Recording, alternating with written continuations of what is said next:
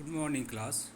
Today I will teach you the first chapter of computer science, evolution of a computer.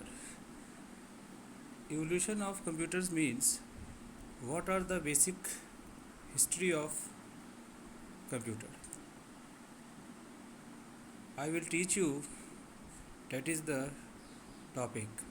Early calculating device, early IT investors, theory of Boolean logic, ENIC, the first electronic numerical integrated automatic computer, UNIVAC, universal numerical integrated variable automatic computer, and generation of computer.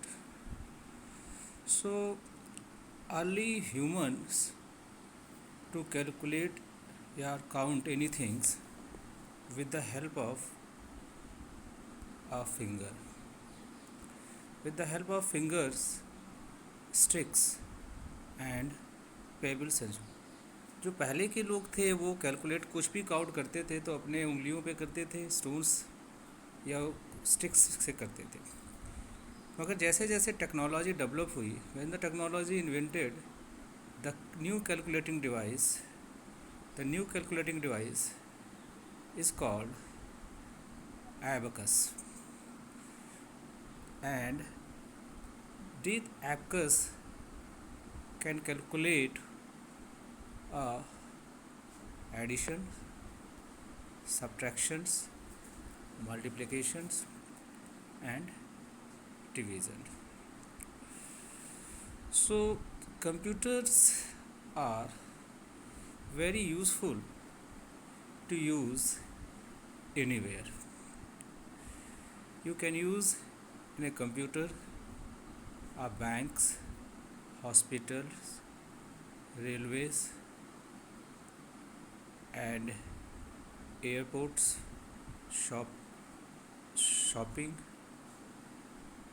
as well as office, etc. Early computers were not very advanced technology because it has not any storage part. So we use a device, and one device is called abacus. Abacus is a first known machine developed to perform mathematical calculations like additions, subtractions, multiplication, division. Abacus एक machine थी जो mathematical operations को perform करती थी, जैसे addition करना हो, subtraction करना हो, मल्टीप्लिकेशन करना हो, डिवीज़न करना हो. एबकस का जो डायग्राम है ये है, that is the diagram of abacus. Abacus को जो डेवलप किया गया वो चाइनीज़ ने डेवलप किया more than 3000 years ago. 3000 years ago का मतलब ये हुआ कि इसके अंदर वुडन फ्रेम का एक रॉड था और उसके अंदर कुछ बीट्स थी which having some beats. Wooden frame का तो रॉड्स था और उसके अंदर कुछ बीट्स थी. The frame has generally has two part. उस फ्रेम को टू पार्ट्स में डिवाइड किया गया. One is called, upper part is called heaven and lower part is called earth. उस फ्रेम को दो भाग में डिवाइड किया गया और उसको अपर पार्ट को हेवन बोला गया और लोअर पार्ट को डेक बोला गया. There were two beats in heaven. Heaven पे टोटल 2 बीट्स थी हेवन पे एंड 5 बीट्स थी अर्थ पे. The value of each beat in heaven was 5 and that earth was 1. It means the first calculating device is called abacus. And next my calculating device is Napier bones. Napier bones are basically a scientist, Scottish scientist, and he was invented this device in 1617. In this device, that there is a 11 rectangular rods. ये एक device है, इसी को Napier bones कहते हैं. इसमें 11 reticular rods थे जो एडिशंस करते थे, सब्ट्रैक्शंस करते थे, मल्टीप्लिकेशंस करते थे एंड डिविजन्स करते थे एंड स्क्वायर रूट निकालते थे. ईच रॉड्स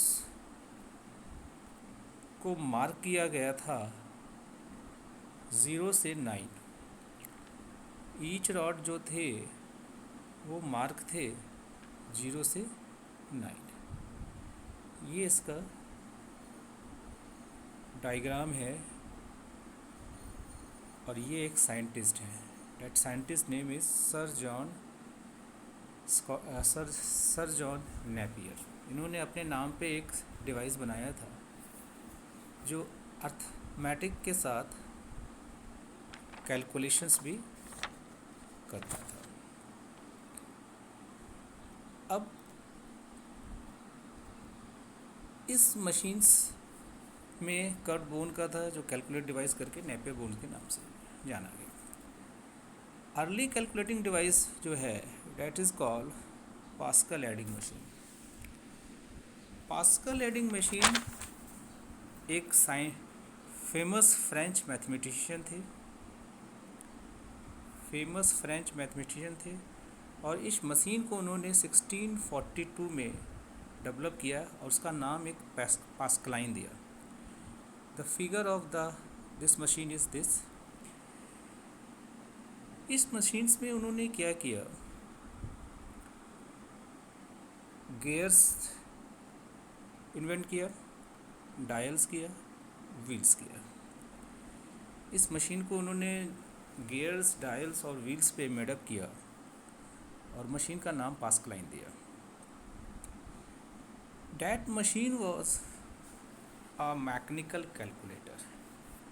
वो एक मैकेनिकल कैलकुलेटर था.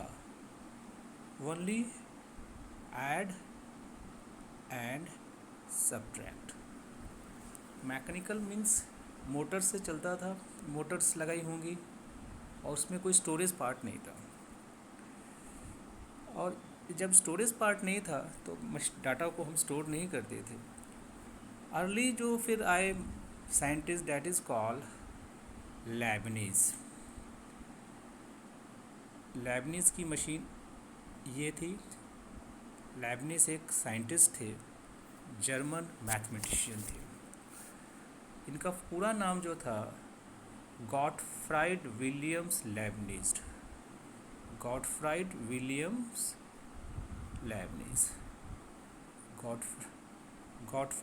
लेबनीज़ थे और इस मशीन को 1671 में डेवलप किया गया. किस प्रिंसिपल पर डेवलप किया गया? पास्कल की मशीन के ऊपर. इस मशीन्स के अंदर एडिशन, सब्ट्रैक्शन, मल्टीप्लिकेशंस सारे वर्क होने लगे. इस मशीन्स का जो नाम रखा गया स्टेप रिकॉनर स्टेप. इस मशीन का नाम जो था स्टेप रिकॉनर था. पास्कल मशीन का जो नाम था पास्कलाइन था. नेपियर बोन्स मशीन्स का जो नाम था नेपियर बोन्स था. स्टेप रिकॉनर्स कुछ बेटर फंक्शंस करने लगा कंपेयर टू द पास्कलाइन. तो ये जो टोटल मैंने आपको अभी बताया, these all machines are mechanical part. It has not any storage. Data को हम कहीं पर भी स्टोर नहीं रख पाते थे. उसके बाद क्या आया, आईटी इन्वेस्टर आए. आईटी इन्वेस्टर में जो फर्स्ट नाम आता था that is called Charles Babbage. Charles Babbage क्या थे? इंग्लिश मैथमेटिक्स के प्रोफेसर थे। वो इंग्लिश की और मैथमेटिक्स के चार्ल्स बैबेज। चार्ल्स बैबेज ने is a called father of computer. इनको फादर ऑफ कंप्यूटर क्यों कहा जाता है? क्यों नहीं इन्होंने एक जनरल पर्पजिंग डिवाइस बनाई। जनरल पर्पजिंग डिवाइस का मतलब ये हुआ कि एक 1820 में एक मॉडल पे इन्होंने वर्क किया जो ऑटोमेटिक मैकेनिकल कैलकुलेटिंग मशीन कहलाई। ऑटोमेटिक मैकेनिकल कैलकुलेटिंग मशीन्स का ही नाम इन्होंने डिफरेंस इंजन रखा। ये इंजन क्या करता था? कैलकुलेट करता था, any addition, subtraction, multiplication, division भी करता था और कुछ प्राइम नंबर्स को फाइंड आउट करता था 2.5 मिनट्स में 30 प्राइम नंबर्स वो नंबर्स होते हैं जिस इटसेल्फ डिविजिबल हो और किसी से भी डिविजिबल ना हो। एग्जाम्पल जैसे 3 है, इटसेल्फ डिविजिबल है, 5 है, 7 है, ये सब प्राइम नंबर। 9 जो है प्राइम नंबर नहीं है क्योंकि वो इटसेल्फ तो है मगर 3 से भी डिविजिबल है। 10 इयर्स इस मशीन पे वर्क करने के बाद चार्ल्स बैबेज ने एक एनालिटिकल इंजन बनाया। इस एनालिटिकल इंजन का जो वर्क रखा जनरल पर्पस कंप्यूटर रखा और जनरल पर्पस कंप्यूटर्स का कॉन्सेप्ट ये आया कि बैबेज ने अपनी मशीन्स के अंदर एक पंच कार्ड लगाया। That punch card you can say it is a memory part. अब मेमोरी मशीन्स के अंदर आ गई तो डाटा जो है स्टोर होने लगा। The machine was operate automatically and steam power, और उसके अंदर पावर मिल गई। सो इनके एफर्ट्स से और इस मशीन्स का डिज़ाइन किया गया 1991 में। That this scientist are known as Augusta Ada लोवेंका। ये क्या थे? इंग्लिश मैथमेटिशियंस थे और उन्होंने चार्ल्स बैबेज के एनालिटिकल इंजन पे वर्क किया और इन्हीं को ही पहला प्रोग्रामर कहा जाता है जो उन्होंने बाइनरी डाटा स्टोर किया। बाइनरी डाटा क्या होते हैं? 0 और 1। 0 और 1 का मतलब जो डाटा 0 के फॉर्म में स्टोर हो और 1 के फॉर्म में, instead of decimal number system it contains 0 to 9 digit like 12, 13, 50, but our computer does not read a decimal number system. It reads only binary data. Binary data जो होते हैं bit के form में होते हैं, that is called 0 and 1. Next scientist आए, that scientist name is called Herman Hollerith. Herman Hollerith mathematician थे। इस डिवाइस का नाम इन्होंने जो डेवलप किया that is called census tabulating device machine. Census tabulating machines 1980 में यूज़ हुई। इसकी कैपेबिलिटी क्या थी? डाटा को रीड करने लगा, डाटा को प्रोसेस करने लगा और आउटपुट देने लगा। मतलब 1980 में डॉक्टर हरमन्स हॉलवर्थ ने क्या किया? डाटा को रीड करवाया, प्रोसेस कराया और रिजल्ट दिया। डॉक्टर हरमन हॉलवर्थ ने इस कॉन्सेप्ट को चेकवर्ड कार्ड लगाया और इस मशीन का नाम इंटरनेशनल बिजनेस मशीन या IBM का नाम दिया। IBM के नाम से ये मशीन जाने लगी और डॉक्टर हर्मन हेल्वर्थ ने डाटा को प्रोसेस कराया, रीड किया और रिज़ल्ट दिया। उसके बाद हमारे पास कई सारी मशीनों का कॉन्सेप्ट्स आए। उसमें एक machines Boolean logic. Boolean logic का कॉन्सेप्ट्स क्या है, उसको डेवलप किया गया थ्योरी, उसकी थ्योरी थी बुलियन लॉजिक पे। मतलब बुलियन लॉजिक का मतलब जॉर्ज बुले is the basic English mathematician. उन्होंने कॉम्प्लेक्स मैथमेटिक्स प्रॉब्लम्स पे कुछ सॉल्व किया और उसको लिंक किया एक बाइनरी सिस्टम से।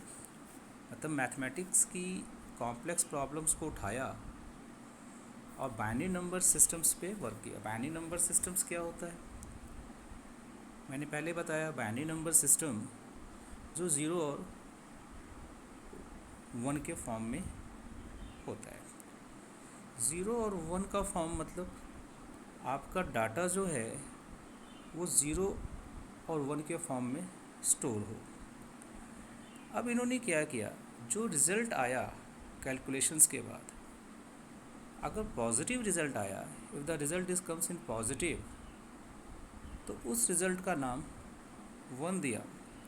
और अगर नेगेटिव रिज़ल्ट आया, उस रिज़ल्ट का नाम 0 दिया। और इसी को ही कंप्यूटर सर्किट के नाम से फॉर्म किया कि कंप्यूटर्स के अंदर अगर कोई भी चीज़ स्टोर करनी है, it forms of 0 and 1। 0 and 1 का कॉन्सेप्ट ये था कि डाटा को बाइनरी डिजिट में स्टोर करना लगे।